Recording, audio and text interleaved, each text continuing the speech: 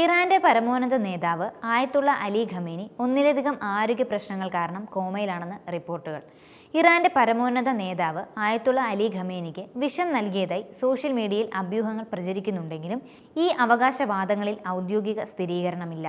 രാജ്യാന്തര മാധ്യമങ്ങൾ റിപ്പോർട്ട് ചെയ്യുന്നത് 85 വയസ്സുകാരനായ ഖമേനി അതീവ ഗുരുതരാവസ്ഥയിൽ കോമയിലാണെന്നാണ്.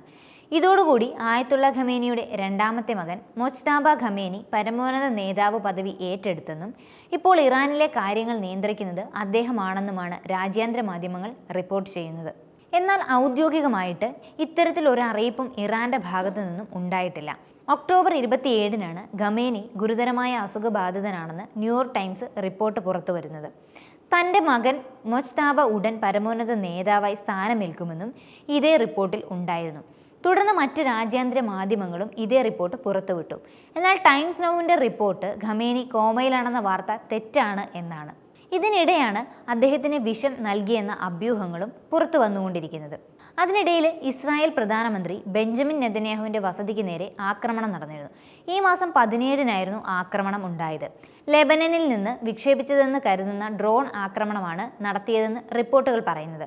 സ്ഫോടനശേഷി കുറഞ്ഞ ലൈറ്റ് ബോംബുകളാണ് പൊട്ടിത്തെറിക്ക് കാരണമായിട്ടുള്ളത്. ആക്രമണം നടന്ന സമയത്ത് നെതന്യാഹുവും കുടുംബവും വീട്ടിലുണ്ടായിരുന്നില്ല. അതിനാൽ തന്നെ ആർക്കും പരിക്ക് സംഭവിച്ചിട്ടുമില്ല.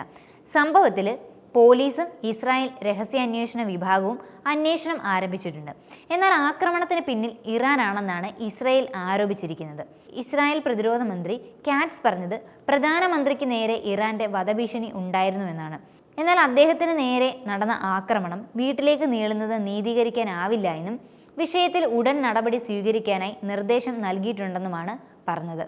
ഇസ്രായേൽ സുരക്ഷാ മന്ത്രി ബെൻഗുർ പ്രതികരിച്ചത് നെതന്യാഹുവിന് നേരെയുള്ള ആക്രമണം എല്ലാ അതിർവരമ്പുകളും ലംഘിച്ചുവെന്നാണ്. ബെൻഗുർ തൻ്റെ എക്സ് പോസ്റ്റിൽ കുറിച്ചത് അദ്ദേഹത്തിൻ്റെ വീടിന് നേരെ ഫ്ലാഷ് ബോംബ് എറിഞ്ഞത് ഒരു തരത്തിൽ ചുവപ്പ് രേഖ മറികടക്കുന്നതെന്നാണെന്നാണ്.